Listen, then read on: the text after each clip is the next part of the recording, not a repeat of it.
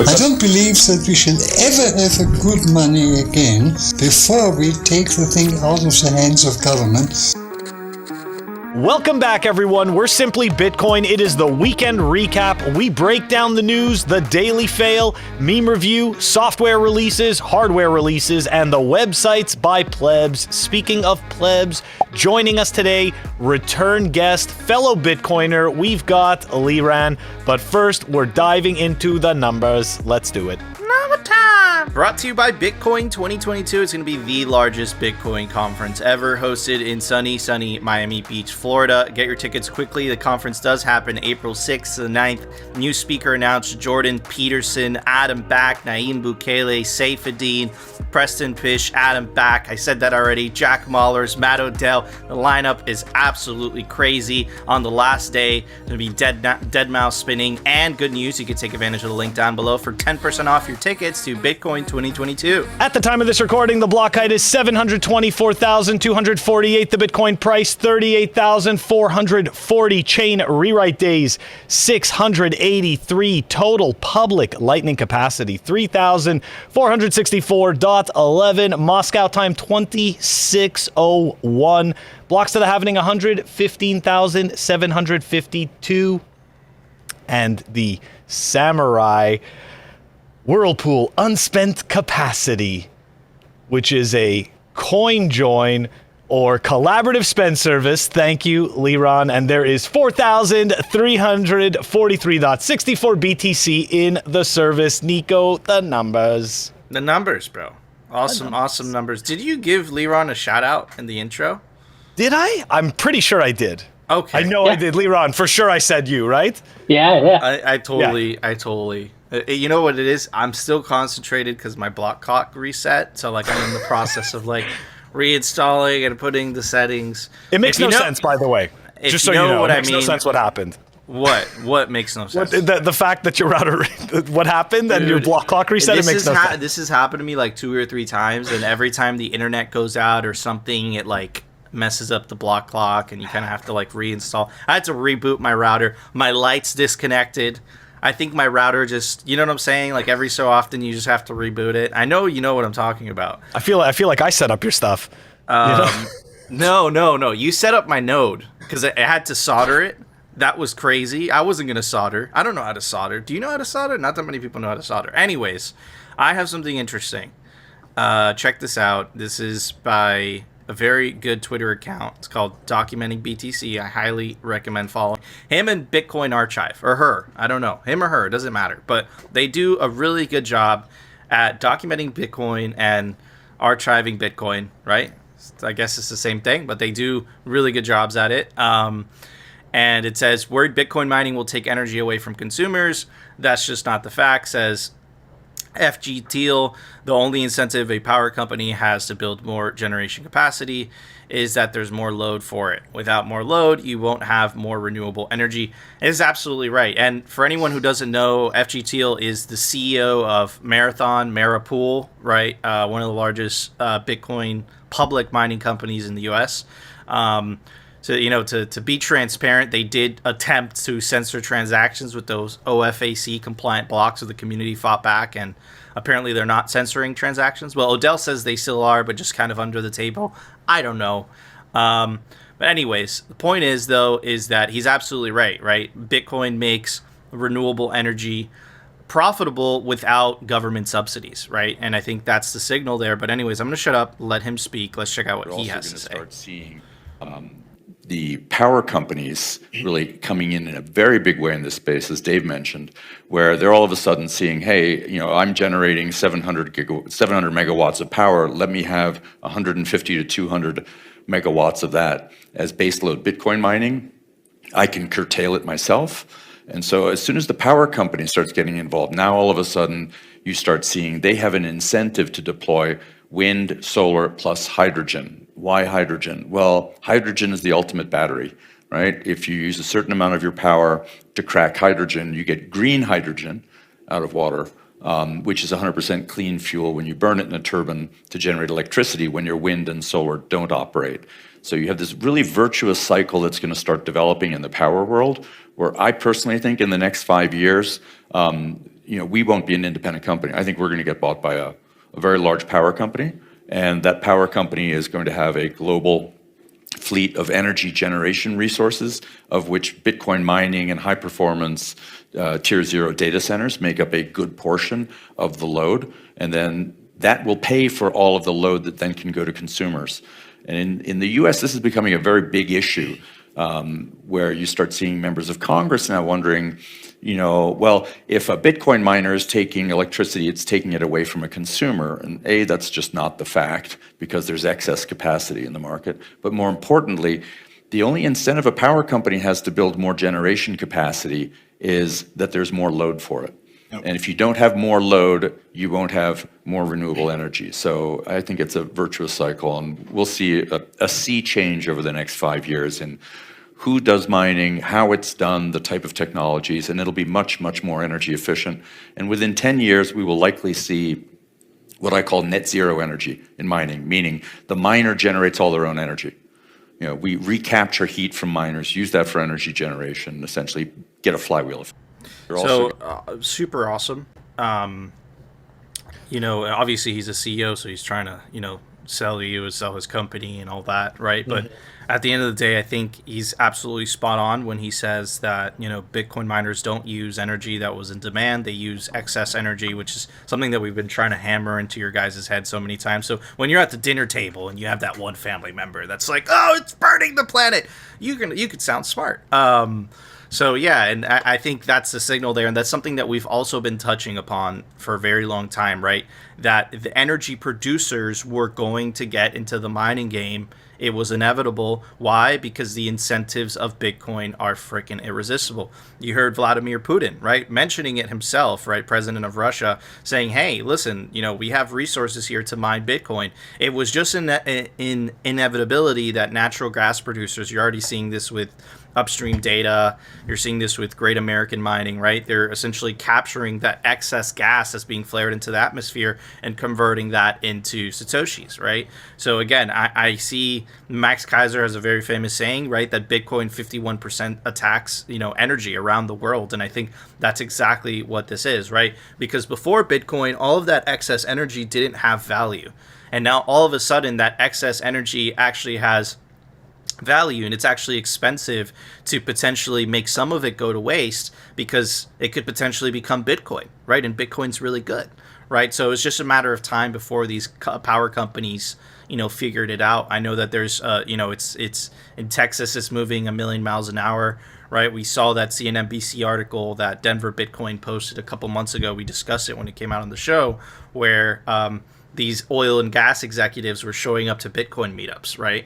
So again, this isn't by government coercion, right, that are forcing you to use green energy and stuff like that. This is just the pure incentives of Bitcoin alone are incentivizing all these people to look into green energy, to look into all these different types of ways to produce different types of energy, because again, it's good for their bottom line at the end of the day, right? So what better incentive than Bitcoin? Anyways, I'm going to get Leron's thoughts and then Phil.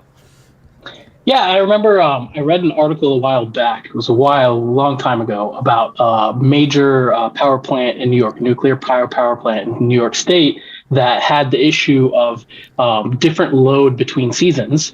And that was very expensive for them to spin things up and spin things down. So they invested, I think, something like $65 million in Bitcoin mining equipment and building out their own Bitcoin mining stuff in order to be able to turn it on and turn it off as they need it in order to keep their power generation pretty much level. So I think, yeah, it's a no-brainer for power companies to really start getting involved in this, and it allows them to really just expand their network, and renewables are the best way for them to do it because it's cheaper for them too, so and less political blowback, right, and all that stuff, right? So again, it's a self-fulfilling prophecy, and Bitcoin has a way of exposing tyrants and frauds, right? So we're gonna really find out on politicians on both sides whether they were really supporting the climate or whether they're really supporting other nefarious intentions. So Bitcoin has a way of exposing things, shining the light of truth on things. Anyways, Phil, what are your thoughts? Dude, that video made me so freaking bullish. So a couple of things, right? First of all, pat on the back to the Bitcoiners, because Bitcoiners were right. because he was giving the use case for using more energy is a good thing. He was actually giving that use case. Fred Thiel, that was fantastic. And the other piece to this is that as a result, we can see the incentives for cleaner energy. So it's very interesting because we're going to end up using more energy. It's actually going to force innovation in a big way. And I think what I mean by that is that it's going to force innovation for us to have, I think, more compact, more powerful fuel cells and stuff like that. Like, I think this is going to end up causing innovation in sectors that we didn't think were related to Bitcoin. It's going to be one of those things, you know? So, look, super bullish. I thought that was really cool. And the fact that it's coming from him, and don't get me wrong, obviously we're looking at this through a rosy lens. You know, he's shilling his business. But at the same time, he's also explaining something where people that were not incentivized necessarily to shill their business and were just explaining the incentives of Bitcoin and using more energy, and he's giving the same message. So I think that that's pretty bullish and good for us. That sounds really, really bullish. But yeah, I completely agree. I think, you know, Bitcoin miners and Bitcoin are just going to eat all of that wasted energy around the world. You know, it's just going to eat it slowly but surely, and in the process making energy producers more efficient, and them actually looking to green energy you know, by incentive rather than coercion, which is the case nowadays, right? Coercion and government subsidy funded by the money printer, which makes you poorer in the process, right? So yeah, this is just, it's really exciting. It's a really exciting future that Bitcoin enables. But anyways, Phil, it's time for the Daily Fail. Brought to you by Amber App. Check them out, amber.app. It's Bitcoin made easy. It is the Bitcoin stacking app by actual Bitcoiners. Low fees, fair spreads, smart automation. The link is down below. Amber, the smart way to stack sats. All right, we've got 3 fails, 2 very light ones, and 1 very interesting, strange development over the weekend. Anyways, let's dive into the ridiculousness. Nobody gives a shit about your NFT. All right, here we go. We were tagged. Who were we tagged by in this? Yep, this is ICO Sanat. Shout out to you, bud. Tagged in this. Here we go. Cross.eth. I just went through 2 busy airports, 1 full 3-hour airplane flight, and not one person complimented my Bored Ape hoodie. For the people who don't know Bored Ape, right? That's one of the stupid NFT collections of Bored Apes where people supposedly are paying, you know, hundreds of thousands of dollars for this garbage. Anyways, then he writes, I can't do this anymore. BitcoinBane.eth responds, I have 7 different hoodies and none have been noticed yet. What the hell? And then Cross.eth writes back, maybe hoodies out of style. Oh, man. No, bud. No, bud. It's not that the hoodies are out of style. It's that nobody gives a shit about your shitcoin. Nobody knows it. Nobody cares. Doesn't matter. Anyways, moving on. All right, tagged by Lucky Red Fish in this one. This is a tweet from Grubels, and it is a link to a Reddit post that we're going to look at in a second, but let's take a look at the tweet. Just woke up in the morning, found out my coin exit scammed. This is why we call out altcoins. Indeed, this is exactly why we call out altcoins. All right. Let's take a look at this little story here. Just woke up in the morning, found out my coin exit scammed. I believed in the project. It wasn't a shitty dog coin. It was a decentralized casino, which I thought was a novel idea. Today, the team announced they're ceasing operations. Price dropped 95%. Can't even withdraw coins from the staking contract from the site. I don't even want to bother with it because it'd be a tiny amount. Apparently, the devs didn't sell any coins, which I don't really believe. What's worse, I could have sold for a nice 2x profit, but I believed in the project and bought the dip. The warning signs were kind of there. The audit had some things that in hindsight were kind of dodgy. Don't worry, bud. Even if they pass the audit, we've shown time and time again that they rug pull anyways. Doesn't even matter. You'll be audited by 10 firms if you want. Anyways, don't even know why I'm writing this. I can survive without the money, but it is a real freaking kick in the gut. Lesson 1, don't go all in on microcaps. Really shouldn't have done that. Lesson 2, don't be an idiot. Rip my folio. Indeed. Before we move into the main story, You guys have any thoughts on getting wrecked on the shitcoins? I mean, don't get me wrong. We've said it a million times. I don't know what else there is to say, but I just wanted to give anybody an opportunity before we dive into the weekend of Lightning Labs and the World Economic Forum. Oh, geez. Dude, clearly it wasn't a decentralized casino, because if it was a decentralized anything, those things wouldn't have happened, right? But again, No way. I think how these shitcoins market themselves very successfully, I might add, including Ethereum. Add Ethereum into the bunch. Add XRP.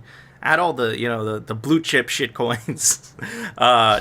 They definitely market themselves as decentralized, but they're anything but. And again, I think, with these little tiny shitcoins, they're not going to, again, they're not a big deal for governments. But I think that as Bitcoin continues to grow up in market cap, as we've seen, it starts, really shaking, really scaring these nation states and these governments. I think that they're going to try to compromise any network that they can, right? And I think that if it doesn't have sufficient amount of decentralization, I think that's inevitable, right? We know that 43% of Ethereum nodes are run on Amazon Web Services, and we know that 73% of Ethereum nodes are on hosted servers, which mean cloud servers, right? And again, that's because they're so resource intensive, those nodes, right?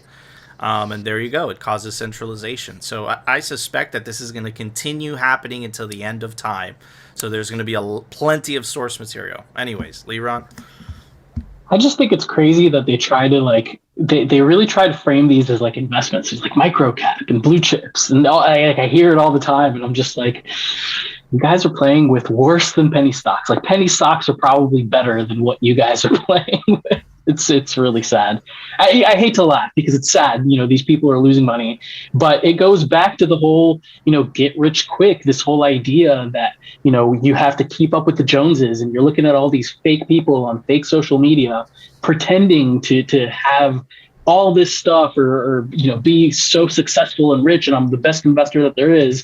And it's like this FOMO. Just work hard, put your money into sound investments, and do just have financial responsibility. Don't just gamble your money away. It doesn't make sense.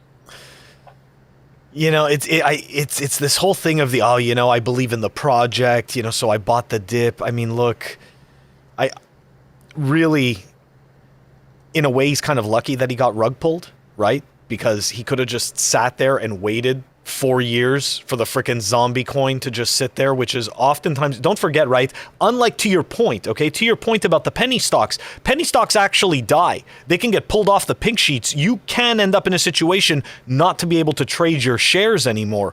With shit coins, even when they die, they are not dead. Okay? They're still there. Even if they're worth completely nothing, they still exist. Yeah. Oh, it's horrible. Anyways, absolutely right. All but right. Anyways, Phil, what is the big daddy? The big daddy fail. A lot of people were talking about it over the weekend. It all started Saturday. Here we go. And supposedly this was known since 220, but anyways, we're gonna dive into it. Supposedly this has been known since 2020. I personally only found out about this weekend. We're going to dive into it. What am I talking about? I'm talking about the quote-unquote Lightning Labs being listed on the partnership page of the World Economic Forum. Shout out to all the plebs that helped and tagged us in these responses and everything so that we can put this story together. Here we go. Let's dive into it. So the tweet thread that I started this with was at LolElites. Hate to say I told you so. And here's essentially a screenshot of Lightning Labs on the World Economic Forum page. So we're gonna split this up into day 1 and day 2, okay? Because things changed. Anyways, very interesting. So Crypto Graffiti retweets at LolElites tweet and tags Roast Beef, who's a developer at Lightning Labs, and at Starkness. There's also a developer at Lightning Labs. Now, he goes, what's going on here? Okay. So we do get a response from Elizabeth Stark, which is very nice. They named Elizabeth Stark? Elizabeth Stark is at Starkness, the person that we just mentioned, right? Who is the CEO co-founder of at Lightning Labs. Here we go. So she responds back to them and goes, they named us a technology pioneer in 2020. I've never been to any WEF events, and I'm not affiliated with them. So Roast Beef, who's a developer at Lightning Labs, and also here we can take a look at his profile. So he's the CTO at Lightning Labs. He responds back and goes, they gave us some random award, literally unprompted, zero prior comms. No one at Lightning Labs works with, nor is affiliation with the WEF. After seeing all the uproar about this, seems all the WEF needs to do in order to sow discord in the community is update their website. Interesting point, and well taken. How do we know that Klaus isn't like, we have infiltrated Lightning Labs? We don't. You know what? We don't know. So here's another response from Crypto Graffiti going, that's good to hear. Is that the case for all of Lightning Labs? Their listing of the program makes it seem like a closer relationship. And this is the Technology Pioneers 2020, the actual document itself. The Technology Pioneers of 2020 bring together 100 early growth stage companies from around the world that are pioneering new technologies and innovations, ranging from the use of artificial technologies to diagnose cancers and quantum computing systems to carbon capture and removing technologies, cell-grown meat production, and use of microbiome to track goods. They want to track it all. Anyways, I don't know why Lightning Labs was included in that. That's kind of interesting. So Elizabeth Stark responds back to this and goes, they invited me to some virtual networking events after being named, and I didn't attend. Oh, wait. So there's more to the story than she initially mentioned. Interesting. There you go. So Crypto Graffiti responds back and goes, put this to bed. This is the case for all of Lightning Labs, correct? Nobody at Lightning has attended their meetings or is working with them. And she responds back and goes, not that I'm aware of, and I would be the only one that would have been invited. They invited me to participate in some blockchain working group, and I said no. I did once explain Lightning to a guy who did research for them in 2015, like I've done for countless others. So then we get a tweet from a fellow Bitcoiner, Callie. Just FYI, Lightning Labs is listed as a partner company. Elizabeth Stark responded back again and said, yeah, this is weird. I'll look into this. Now we move on to day 2. This is a tweet from Lol Elites that we started this tweet thread. This is now day 2. So this is Sunday, this morning. As some people are calling for an apology to Lightning after my clarification post, I find it important to point out that I do not believe a single word they're saying. At Lightning has been aware of the affiliation since at least 2020, and I do know a few Bitcoiners that have echoed that. And I mean, don't get me wrong, but that is correct. That is true. So anyways, and here's the WEF deputy head of the 4th Industrial Revolution, Sheila Warren, welcoming at Lightning as blockchain and digital currency representatives, who at Starkness had dinner with in 2018, but definitely never talked to other than that. And here we see the actual tweet itself from Sheila Warren. And let's see who Sheila Warren is. CEO of the @Crypto Council. And here you go, thrilled to welcome, Chainlink, Lightning, MakerDAO, a whole bunch of shitcoins. Okay, so that's the quote-unquote affiliation there. But it gets more fun. Catherine Hahn, former DOJ prosecutor who convicted the agents that investigated Ross Ulbricht for corruption, yet made no efforts to make info of investigation available to Ulbricht's defense, also attended the said dinner. Probably didn't talk to her either. So hold on, so Elizabeth Stark actually responded to this. She responds back, she goes, yep, I knew they added us to a list, which I have already mentioned, massive conspiracy afoot, but please keep grasping for straws because that's all you have at this point. And then Lowell Elites responds and goes, then your company liked said list instead of requesting to be taken down, which I would have done if I didn't want any affiliation. I'm sorry, Elizabeth, but trying to paint people as stupid is not a good look for you. I agree. We're going to end it off with this tweet from Elizabeth Stark. Probably been at 2 or 3 conferences where she attended, and she's talking about Sheila Warren, which is the person that we were talking about from the what is this? The Crypto Council. I apologize. I'm getting all my stuff mixed up. Anyways, so she's responding back to her and saying she's probably been to 2 or 3 conferences where she attended, kind of like how you were at the Lightning conference with me and many other people. Also, it wasn't a dinner. Oh my God, the mind control must be working. All right. So There's a lot of satire in there. You can see Elizabeth's change of tone. Look, there was a tweet that she responded to where she said that she's going to have their name removed and be taken down. She said that she's going to have it looked into. Now, the question comes up, do we believe it, right? Do people actually believe it? I do know that people and companies do randomly get added to lists and not necessarily consent to that. Are we accusing the World Economic Forum of doing that? I don't put it past them. I definitely don't put it past them. Another concern that was raised by a fellow Bitcoiner actually was Full Metal Hodl. He explained what he was talking about was, is there any concern over LND? Right? Like, should he be concerned about LND because of the supposed affiliation with the World Economic Forum? It's a fair question, I get it. But look, so there's 3 implementations of Lightning. There's the LND implementation, there's Eclair, and there's C Lightning. The majority of nodes currently run on LND. Now, Liron, you can correct me if I'm wrong, but I don't believe that Lightning Labs is the only contributor to the LND protocol. No, the LND software is it's an open source software. There's a bunch of contributors. They do pretty much own the repo. They run it. It's their implementation, but a lot of people contribute to it. It's not just from Lightning Labs. Okay, so I mean, am I really concerned? Do I really think that the World Economic Forum has somehow infiltrated Lightning? Like, no, I don't actually think that. But look, that is, people do raise a fair point. If you didn't want to be affiliated with them and you knew that they had listed you back in 2020 and that they handed you some award, you could have asked to be removed. The argument could also be made that they just don't give a shit, right? Let's be honest, they just don't give a shit, and they're listed on some website, and that's it. And Bitcoiners, the way that we are, we're going to sit there and scrutinize everything and point at everything. So, and question everything, which is perfectly, what? There needs to be somebody that's doing that anyways, right?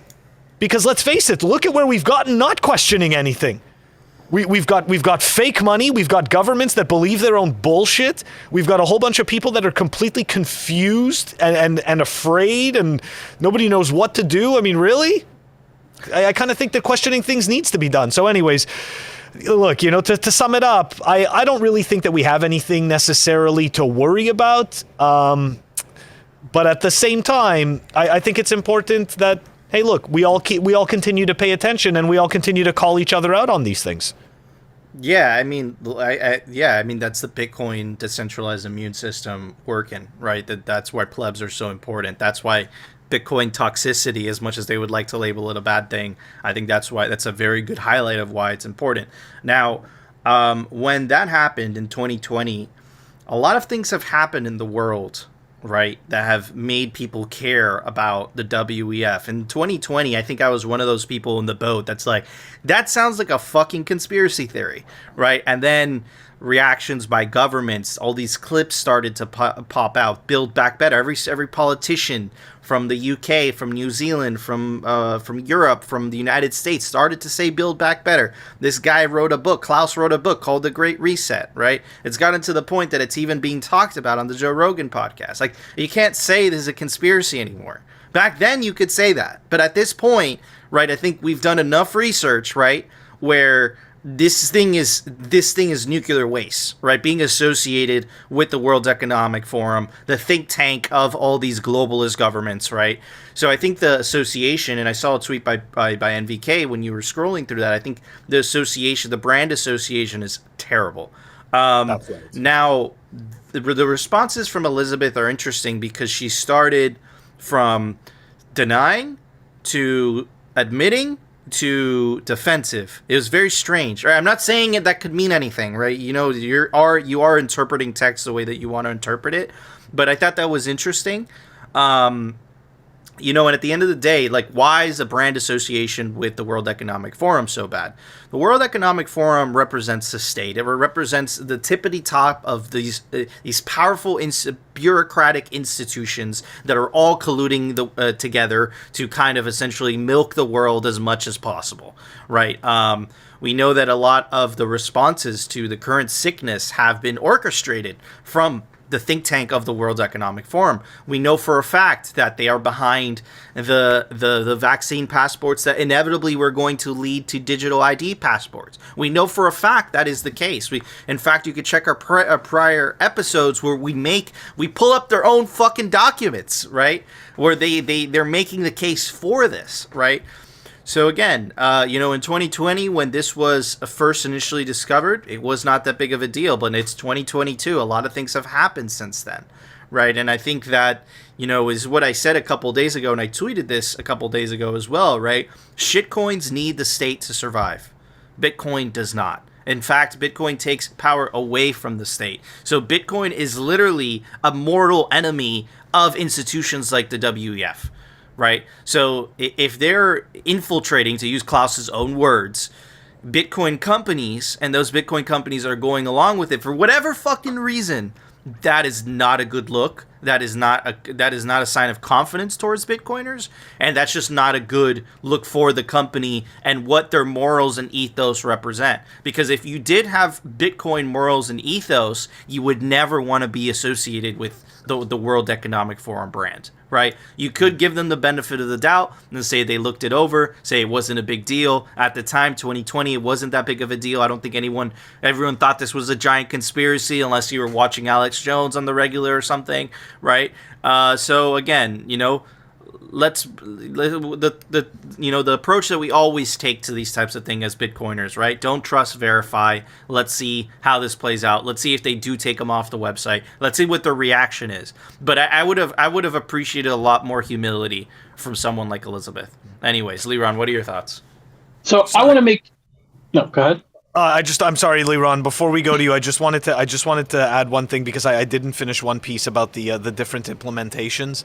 The last piece that I wanted to say was with LND, right? All the different node types like Raspberry Blitz and the Umbrel and MyNode. There's so many different types of nodes that all run on the LND implementation. There's so many eyes looking at that code. I wouldn't necessarily be concerned about that piece. But I'm sorry, Leron. Go on. So I want to make 2 points. One, Lightning Labs is a VC-funded company. I think that we should be skeptical of every VC-funded company in Bitcoin, every single one of them, because they have these VCs, these people that care about making a return for their various investments, not just the Lightning Labs investment.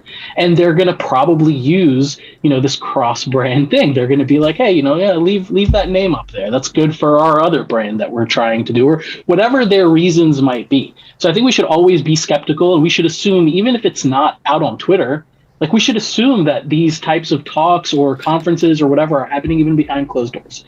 Like I think that's just something we should assume with every single VC-funded Bitcoin company, and even if they're not VC funded, we don't know what happens behind closed doors. It's just something that we should assume, and that goes to my second point. It doesn't matter because the software that they put out is open source. Anyone can take that LND software, they can fork it, they can contribute to it, they can do whatever they want with it, and they can put it out. And like you said, there's many eyes on it. I don't think it matters as much as we make it matter for the software, but it is something we should be skeptical of. We should be skeptical of Strike. We should be skeptical of Lightning Labs. We should be skeptical of all of the various Bitcoin companies that are out there. It's something we should just always keep an eye on and see what they're doing. Absolutely. Totally agreed, man. You heard it here. Phil made the point. Klaus Schwab has infiltrated Lightning Network. I'm just kidding. But anyways, yeah. You're gonna do a jump scare? Of course I'm gonna do multiple jump scares on this one. But yeah, Klaus! But yeah, it's definitely something to keep an eye on. I agree. Let's be cautiously optimistic on this one. But anyways, Phil, it's time for the Daily Meme Review. Brought to you by Citadel 21. It's the best Bitcoin cultural zine. It's stories, articles, comics by actual Bitcoiners. This is the artwork for Volume 10. They're scarce. There's only 1,000 copies made per volume. Get your print of Citadel 21 today. All right, everybody. The first meme is brought to us by Abuelito Panama. He's been on the show, friend of the show. Anyways, about right. Haha, what's this? A dip for ants? Buy the fucking dip. The dip. The dip.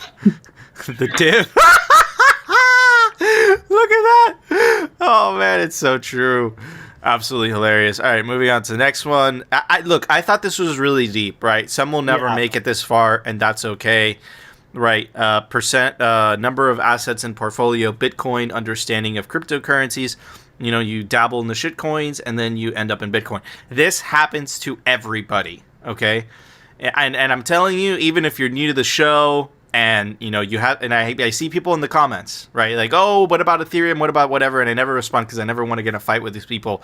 Pay attention to this chart, okay? You are right here, my friend. This is where you are, okay? Over time, you will end up here, right? And this is why you'll tune into channels like Simply. Anyways, moving on to the next one. This is by Frito2X. Shout out Frito. Everything is going to cost more because of inflation. Okay, sure. My salary is going to inflate too, right? You can eat soy and bugs. My salary is going to inflate too, right? Absolutely hilarious. I love that template. It's a really hilarious template. All right, so next one by Arnold Kaka.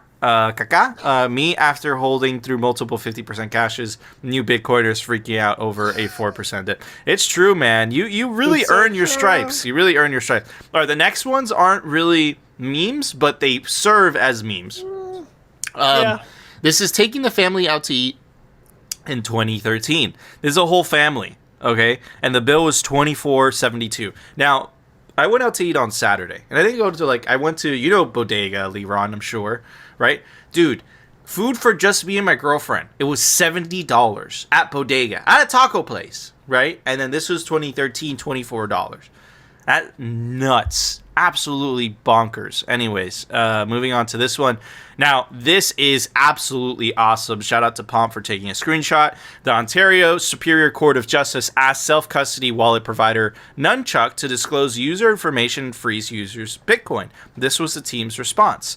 Dear Ontario Superior Court of Justice, Nunchuck is a self-custodial collaborative multi-sig Bitcoin wallet. We are a software provider, not a custodial financial intermediary. Our software is free to use and allows people to eliminate single points of failure and store Bitcoin in the safest way possible while preserving privacy.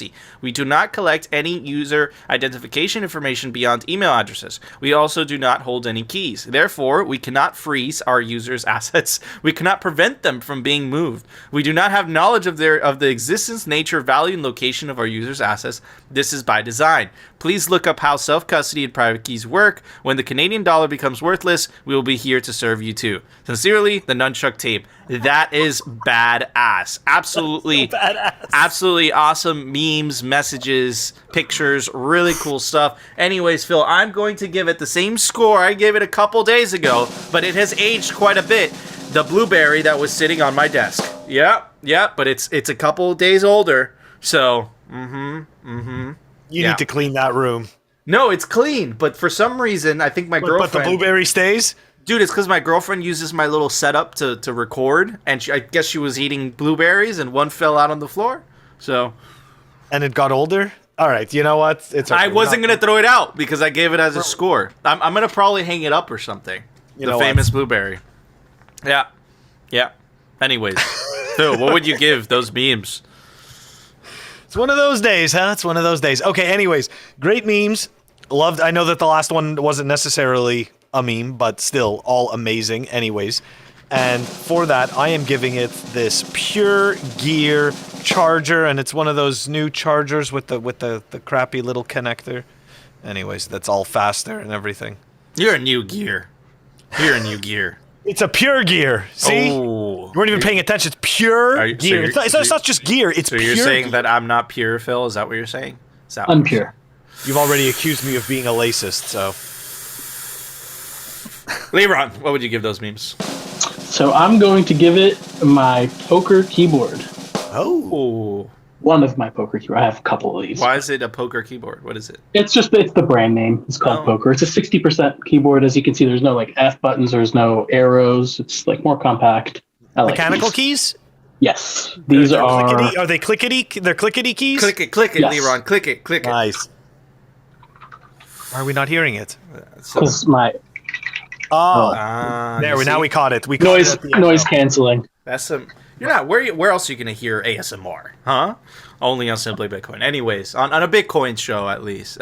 Anyways, guys, we want to know if you agree with our scores, you disagree. Let us know down in the comment section. And of course, make sure to join our Telegram group. Link us some dank Bitcoin memes to review. Down in the link description, join it. And of course, make sure to subscribe to us on alternative video platforms because we do talk shit about the World Economic Forum like rumble.com and bitcointv.com. Bitcoin TV is awesome. It's Bitcoin TV. They don't censor there.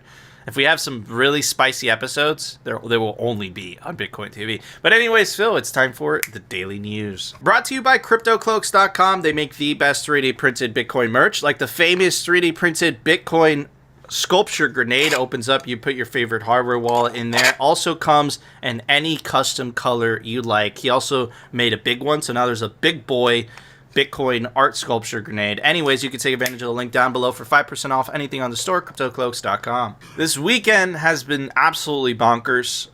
We've been covering the stuff that has been happening in Canada. Absolutely crazy. But to give the Canadian government some credit, thank you for the awesome marketing. Anyways, here is a screenshot by Jordan Peterson, which he's going to speak at the Bitcoin conference, by the way.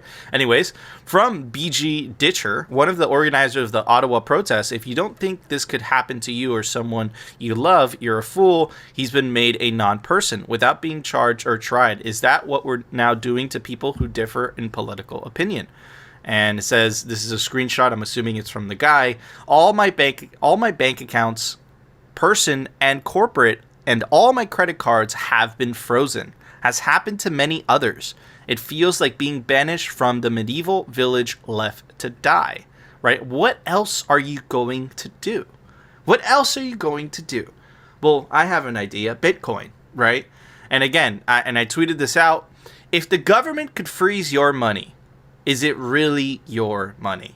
Right, and that's just a question that you have to ask yourself, right? And it goes down to another thing. If it's not in Bitcoin, is it really yours? Right? It's a very deep question, and it's a question that once you go deeper and deeper down the rabbit hole, there's only one answer to. Only Bitcoin could really be yours, right? And anyways, I think that this is a foreshadowing, and to essentially to comply, because rather than putting people in prison, right, what you do is you just take away their money, you take away their ability to feed their families, to pay, pay for goods and services, to basically do anything, right? This is a form of a social credit system. It's just a more blunt form, right? You don't agree with certain political tropes, we're just going to debank you. We're going to make you disappear. Absolutely terrifying. And again, for BJ Ditcher and for anyone, right? Come to Bitcoin. Bitcoin doesn't care what your political beliefs are. Anyways, moving on. I thought this was also very interesting. We were talking about the World Economic Forum in the beginning, right? And how Elizabeth's response was a certain way. And we've done many shows on these people. These people are straight up evil. Check out what happens when someone asks the Canadian Parliament a question about the Canadian Parliament's involvement in the World Economic Forum, which would make sense because there's been a very famous video of Klaus Schwab essentially bragging, which we've played to you guys many times on the show. We have infiltrated the cabinets of the governance, and specifically our young leader, Justin Trudeau. He is my personal favorite, right? We've heard that so many fucking times, right? So it makes sense for these questions to be debated, but let's see what the response was. Thank you, Mr. Speaker, and I listened to my colleague's speech. I had a constituent that wanted me to ask a question about outside interference to our democracy. Klaus Schwab is the head of the World Economic Forum, and he bragged how his subversive WEF, World Economic Forum, has, quoted, infiltrated governments around the world. He said that his organization had penetrated more than half of Canada's cabinet. And I was wondering, in the interest of transparency, could the member please name which cabinet ministers are on board with the WEF's agenda? My concern is the deputy. Order. I know that the member was in a really good question there, but the audio is really bad, and the video is really bad as well. And I apologize. I don't know if the member. Okay, let's try again. The honorable member for Timmins James Bay. Mr. Speaker, that member was promoting open disinformation. That's not debate. We have to call it disinformation.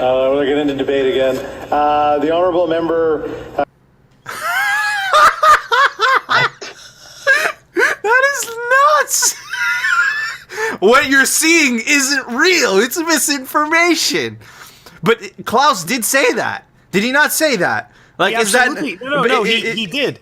Is that not a decent question? Fine, you could say it's action. You could say all of those things, okay? But why is it that none of them want to address it? None of them answer. They just answer a very generic answer. It's a conspiracy or it's misinformation. None of them answer it head on. Why is that? Why? Just a question. Why? Phil? So hold on though, right? If it's a conspiracy and it's all bullshit and we're all crazy, then 0 people from the cabinet will be on board with the WEF. But we know that's not true. You check the WEF website, you see Justin Trudeau and Erica Friedman and the finance minister. You see her on the WEF website. That's not a conspiracy. You can check it yourself. So I don't know. I think it's a good question. Wait, what was wrong with the audio or the video? Like, were we not? I heard it. I heard it perfectly. I heard it all. I heard it perfectly. So again, this guy. Oh, he just disappeared. Yeah, again, we cut him off too. If you don't want to deal with this bullshit, opt the fuck out. Buy yourself some Bitcoin, apolitical money. If not, you're going to have to deal with that nonsense. And it's getting to the point, which I've also been telling you for quite a while, right? You're going to have to pick between Bitcoin or slavery. We're getting here a lot sooner than I anticipated, but we are here, right? And there's a lot of people in Canada that obviously, just because of their political beliefs, they're right in Canada. I'm not sure it's as strong as the First Amendment, but they're right to peacefully protest. They have a right to do that. But this thing particular isn't allowed, right? So again, and then that allows them to freeze accounts. Very strange stuff. It's very strange stuff. And then when you ask them, right, because people have obviously connecting the dots, where are they getting this from, right? You find, you do your research, you end up with the World Economic Forum, and then when you ask the people in government about it, they call you disinformation, they call you racist, and they call it conspiracy theory. Just a question. Anyways, I thought this was super bold, but Nayib Bukele, check this out. I'm sending 52 legal reforms to Congress to remove red tape, reduce bureaucracy, create tax incentives, citizenship in exchange for investments, new security laws, stable contracts, etc. The plan is simple. As the world falls into tyranny, we'll create a haven for freedom. Absolutely bullish. Now, moving on to the next tweet, right?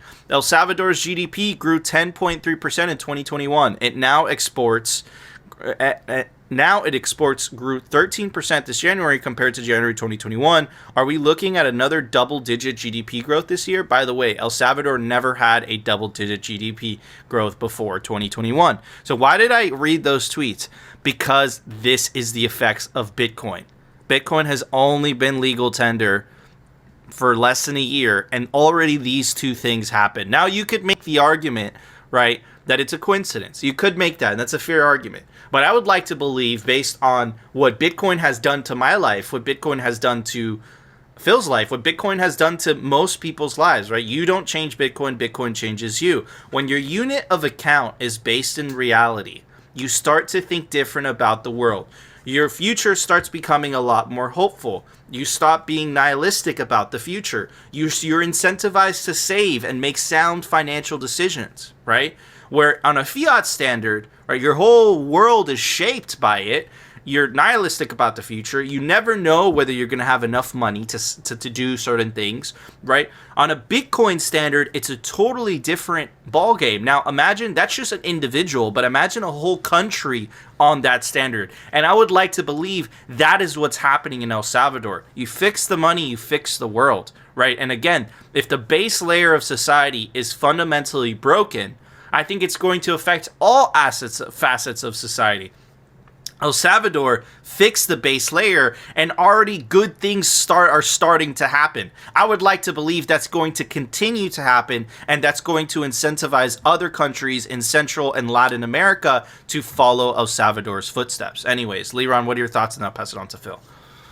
Yeah, I mean, I think, like you said, it could be a coincidence. It could be a part of just, Nayib Bukele's new general principle, like all the things that he's been trying to do aside from Bitcoin in the country. So, but like you said, Bitcoin fixes a lot of the fundamental flaws that there are, and you have to fix the base layer before you can go and fix everything else. So I do think that it probably had a really big impact. Not to mention that, tourism, thanks to this, has probably gone up a bit. I personally know a lot of Bitcoiners that have gone there and spent some money and done, what they did. So, I hope it continues. I just want to see nothing but, good things happen to that country thanks to this decision that they've made.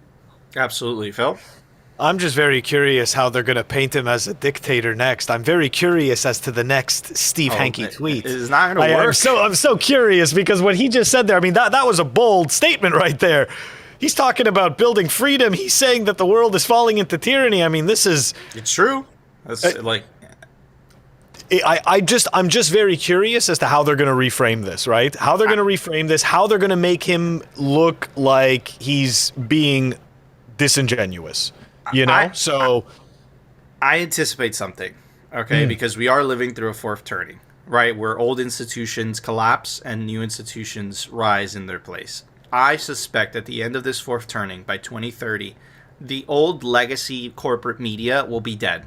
And their legitimacy will be dead, and their ability to craft a narrative like they've been able to for many, many decades will be totally destroyed. And it was the internet that completely disintermediated them, and at the same time, we're witnessing the disintermediation of money, or the beginnings of it as well, right? So at the end, I think that when all of this is over, right, I think that all these powerhouses of institutions that we've seen, that we've put so much importance to, I think they'll be completely just cut off. Metaphorically, all their power will be gone because of how much lies and propaganda they're just shoving into people. People are just not believing it anymore. You can only cry wolf so many times, right? It only happens so many times before people are like, wait a second, what's going on here? And then that's just not only me saying that.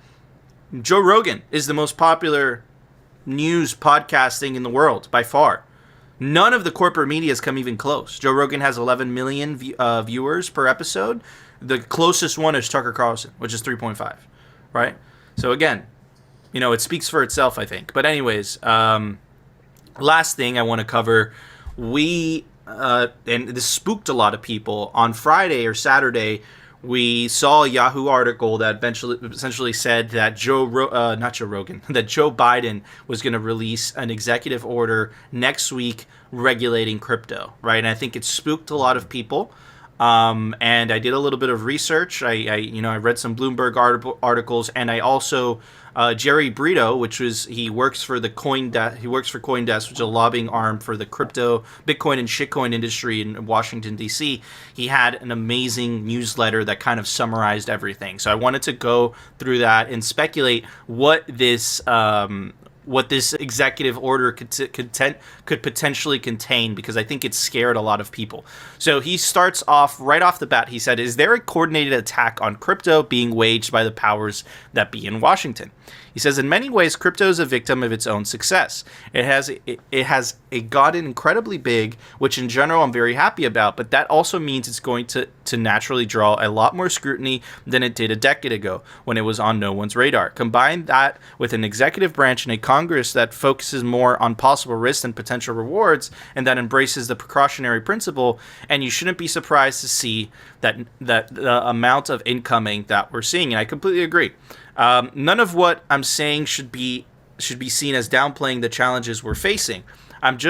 It's just to say that while it's tempting to think that crypto represents a heroic and existential threat to powerful forces that recognize the threat and have developed a cunning master plan to destroy it, what I know of government and Occam's razor leads me to believe that the more likely explanation for the ills that currently befall us is that the tectonic plates of crypto and the federal government, which for some time have been approaching each other and even touching here and there, are finally in a real way slowly beginning to collide. And this is what I I've been telling you guys when I'm saying we are entering the then they fight you stage.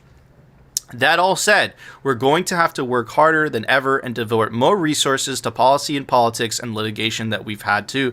And the good news is that it's being done. I have no way of accurately measuring this, but my sense on the ground is that the number of people working full-time on crypto policy or lobbying has grown at least 10 times over the past 12 months. The amount of political giving has also similarly exploded, exemplified by the announcement today by CMS and of a $20 million crypto-focused PAC. Big litigation is also coming. This is spontaneous order in DC, I'm afraid, right? So again, what makes things move in DC? PACs, lobbying efforts, and I also have some good news, a little bit of inside baseball. We do have a Bitcoin only I don't know if I could say more, but let's say a lobbying effort by some very well-funded Bitcoiners that are also getting into the mix, and that is more Bitcoin specific because unfortunately Coin Center is more Bitcoin and shitcoin focused, so they'll try to defend NFTs, they'll try to defend DeFi, where in my opinion I think that's a losing battle. I think you should just focus on Bitcoin, but again, I'm obviously biased. It goes on to say, the proposed directive would charge federal agencies to study and offer recommendations on relevant areas of crypto, touching on financial regulation, economic innovation, and national security, said the people who asked not to be named, discussing plans that are still under consideration. The initiative will also aim to coordinate agencies' work on digital currencies throughout the executive branch, the people said.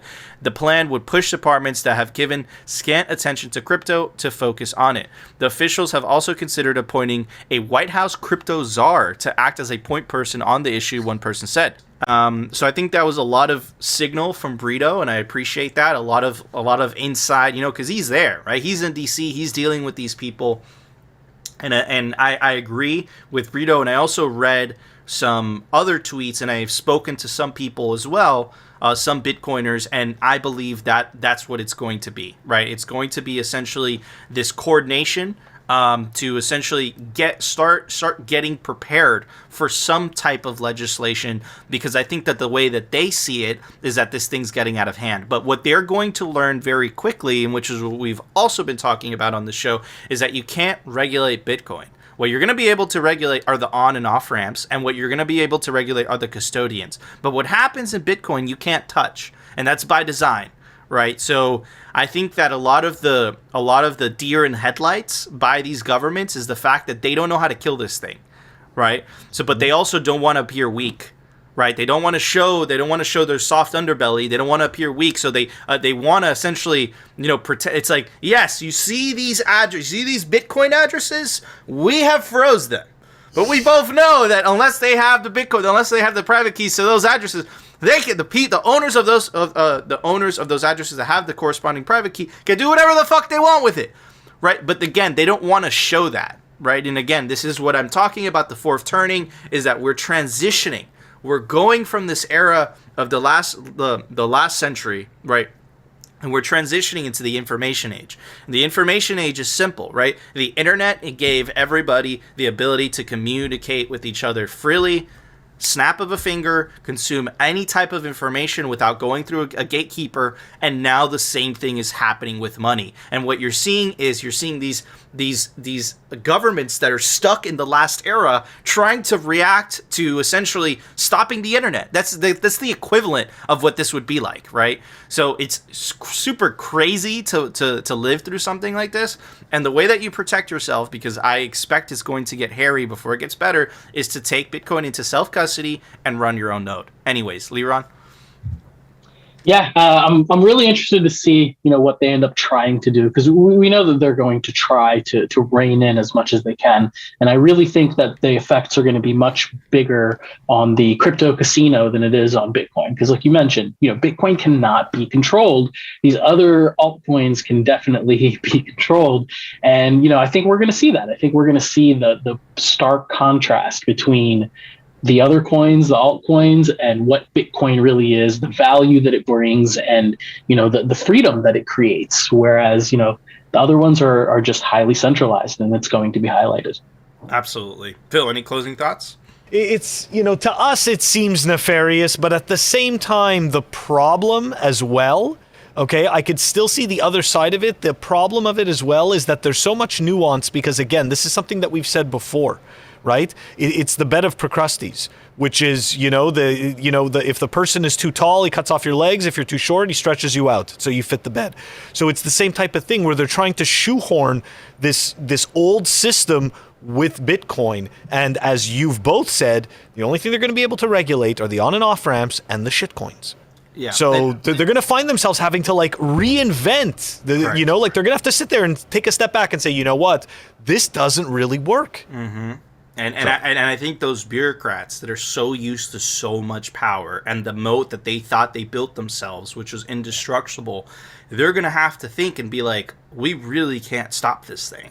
So what I think the lowest hanging fruit is after the fact is essentially go after self-custody, right? Go after wallet development, right? Go after all that stuff, which are things that governments could potentially compromise, but it's going to get to a point where, again, I think human beings naturally, we want freedom. And I think that they have a losing game here. And I think that the countries that are most friendly to Bitcoin are going to attract all the Bitcoiners, and the countries that are more aggressive to Bitcoin, you're just going to see a capital flight. That's just what's going to happen, right? So, it's slowly happening in slow motion. Let's see what happens. We'll be on top of it. But anyways, Phil, there was an open source software release today. Why don't you tell everybody about it? Software releases. Brought to you by CipherSafe. Check them out, cyphersafe.io. It's the best place to store your Bitcoin seed. This is the Cypher Wheel, or the all-new Cypher Grid. Comes complete with punch tool and tamper-resistant wire. Awesome. Thank you, Phil. All right, guys, before we go, I want to give a very special shout-out to our awesome hoodie person. You go check them out at rephard.com. Represent hoodies, really cool stuff, and you can take advantage of the link down below for 15% off anything on the store. And also a very special shout out to our awesome guest, Lebron. He is Simply Bitcoin's technical correspondent. He's also working on some really, really cool Bitcoin stuff in the background. Very excited to see what he comes up with. You can go give this awesome pleb a follow at It's Lebron on Twitter. And of course, you guys know what to do. If you enjoyed the show, smash that like button. And of course, if you want to continue hearing the catastrophic fails from the World Economic Forum and the Bitcoin news from the bleep perspective, definitely consider subscribing to Simply Bitcoin. We'll see you tomorrow, guys, for a brand new episode. Bitcoin doesn't fit their mold. Booyakasha.